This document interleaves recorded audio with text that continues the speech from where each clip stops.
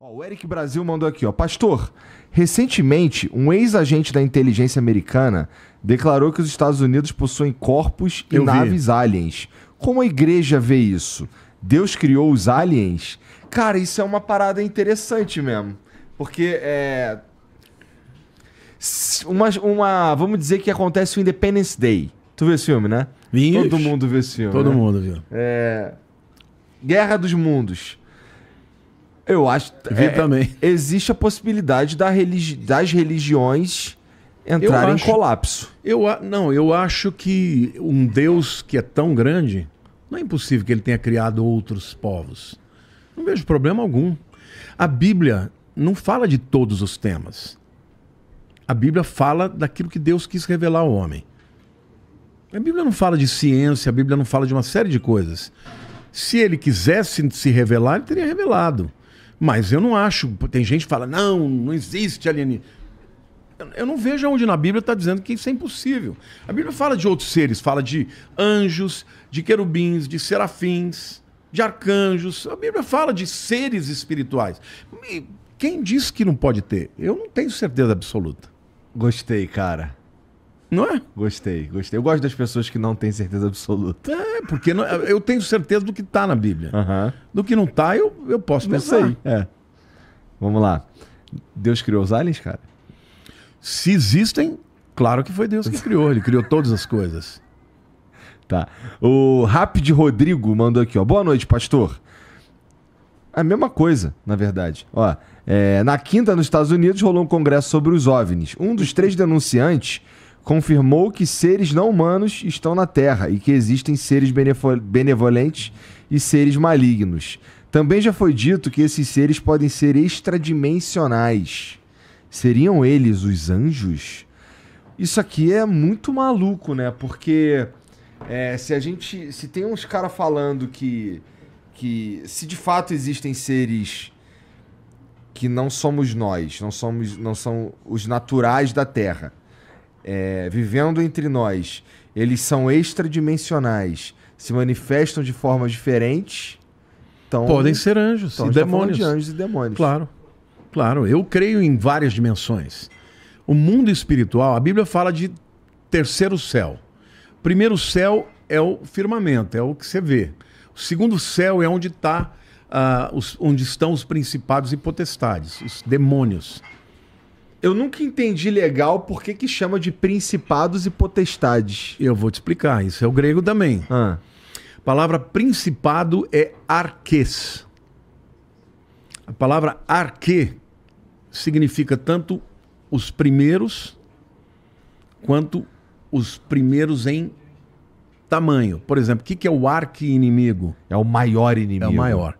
Arquê é o primeiro na linha, seria o general das patentes. Tá.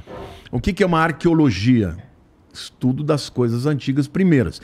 Então, principados, porque príncipes é o primeiro, é o maioral, é o cabeça. Então, principado é isso, são os espíritos angelicais de nível patente 1. Tá. Potestades é exousias. Exousias é uma palavra grega, ex significa de dentro para fora, e o sia é o verbo ser e estar. O que representa? Você já ouviu falar de lugar de fala? Já.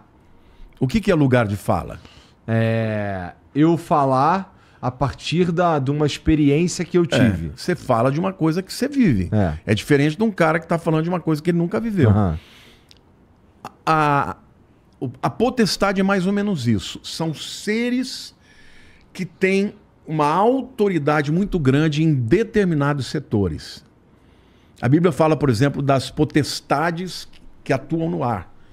Por exemplo, eu não tenho dúvida que existem espíritos malignos que atuam na mídia. Você quer ver um negócio maluco? Eu faço lives, falo de muita coisa. Toda vez que eu falo do anticristo, cai minha live. E eu falo, mas como eu sou burro, por que eu não orei?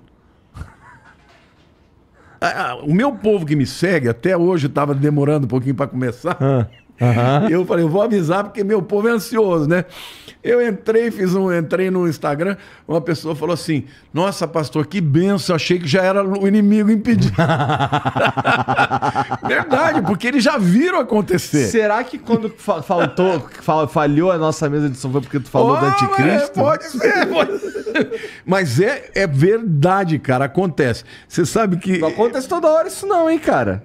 Ó. É assim, toda vez que eu vou fazer uma live que eu vou falar do camarada, se eu não orar, acontece. Olha, quando eu comecei em 92, eu trouxe um tema que chamava Nova Era, onde eu trazia uma série de coisas, de mudança de mentalidade, de ruptura, né, de disrupção. Isso eu falei em 92, cara, eu era jovem, eu já estava falando de coisas que iam acontecer agora. Chegava numa parte que eu falava do Maitreya, que é o levantamento do anticristo, eu estava no MB, para 5 mil pessoas lá dentro, caiu a live. Porque tinha mais de 10 mil pessoas lá fora.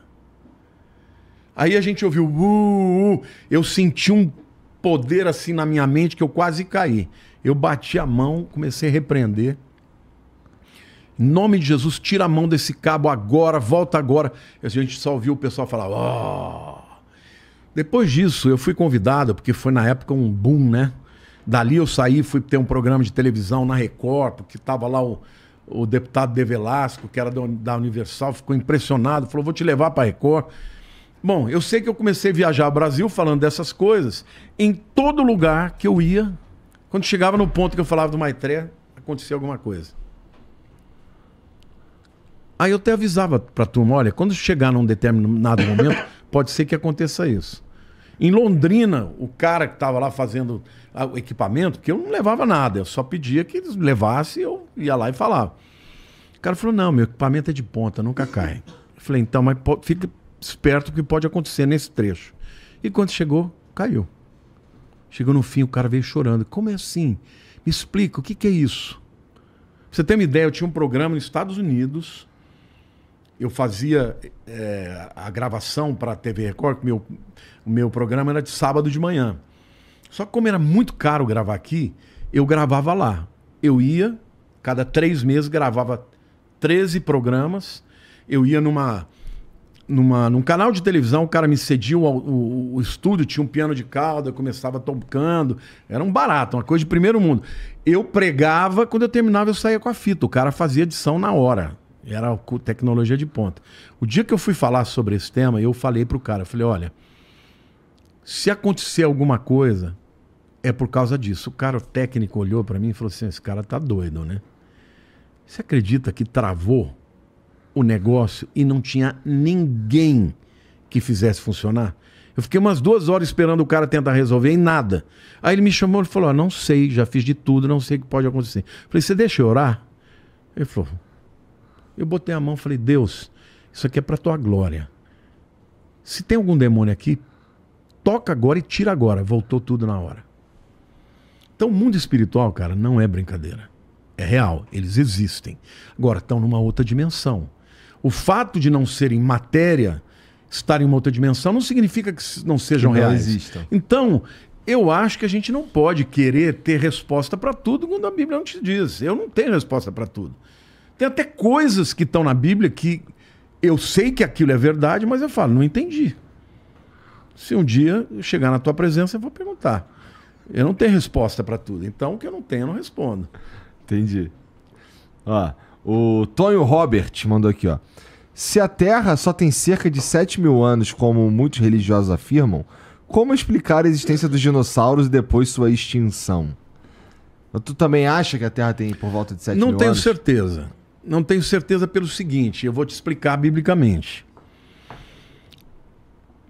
O que as pessoas dizem é o fato do relato do Gênesis. Deus criou tal no primeiro dia, houve tarde, houve manhã no dia primeiro. Deus criou assim, etc, entendeu? A palavra dia no hebraico é yom. No dia é be-yom. Pode traduzir a palavra dia. Só que no final do capítulo 2, quando ele fala, esta é a Gênesis dos céus e a terra, e aí no português está quando Deus criou os céus e a terra. Só que essa mesma palavra, quando, é beyom. Então a mesma expressão que traduz um dia, está traduzindo o período todo. Então, cara, para mim não faz diferença. Deus pode ter criado em 6 dias? Pode. Mas pode ser que não tenha. O texto bíblico me permite dizer isso. Me permite, eu só não quero ter a desonestidade teológica de alguns dizer, não, mas é assim. Mas isso é o que você acha. O que o texto diz é Beyom.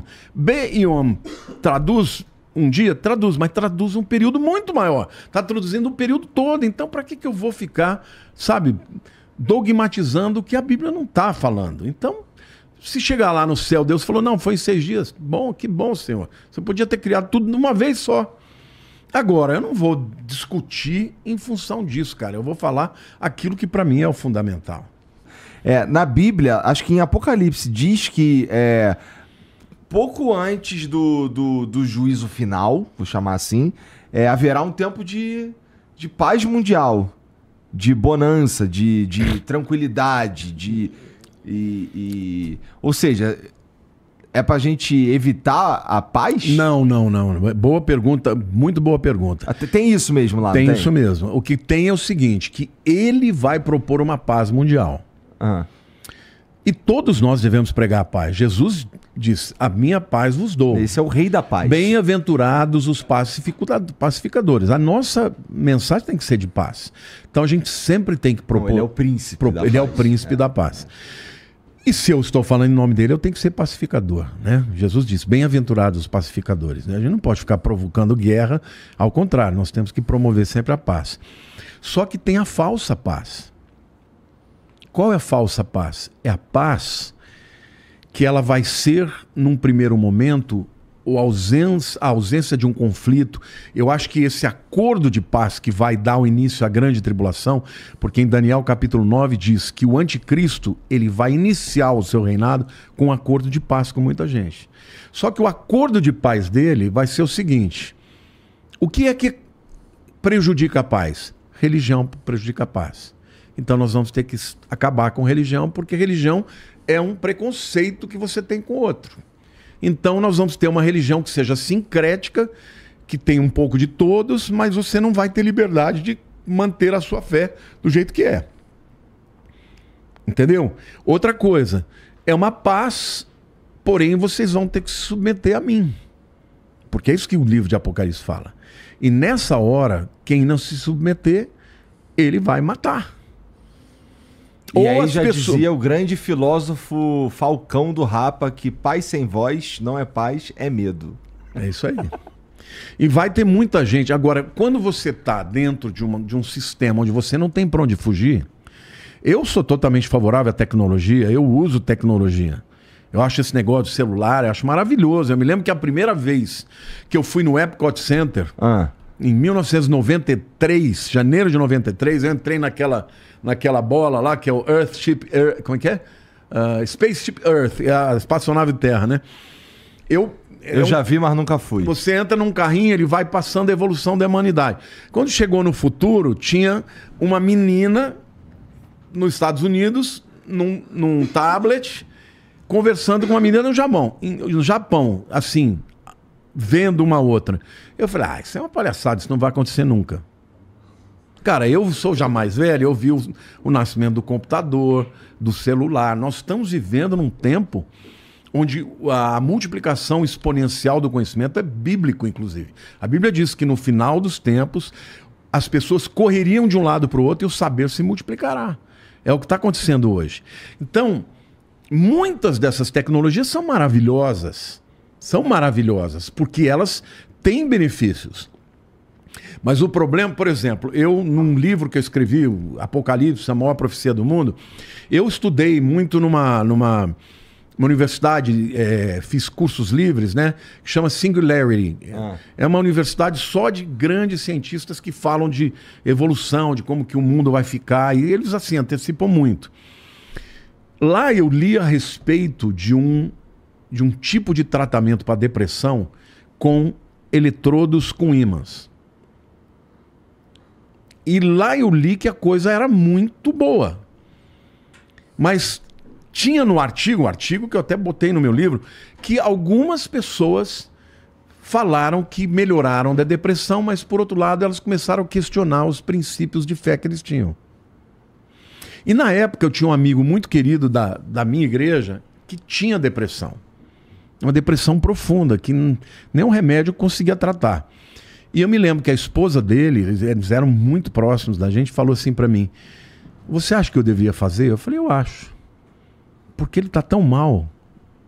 E você sabe o que ele fez? Ele foi curado. 3 meses de terapia, o cara não teve mais depressão. Era químico, era um problema químico. Então, é óbvio que tem uma série de benefícios, só que onde está o pulo do gato? Na hora que você insere uma coisa dentro de você, por exemplo, o Elon Musk, por que ele quer botar os nanorobôs aí? Porque ele diz que com a inteligência artificial, você não vai mais conseguir enfrentar as máquinas. Hoje em dia já tem igreja na Alemanha que o pastor é o ChatGPT. Filas indo para lá. Então, ao invés do pastor pregar, ele vai falar: fale sobre esse tema. E o ChatGPT prepara um sermão de 3, e o cara aparece lá, até com como é que chama o bonequinho lá? Sei lá, o avatar, ícone, né? O avatar.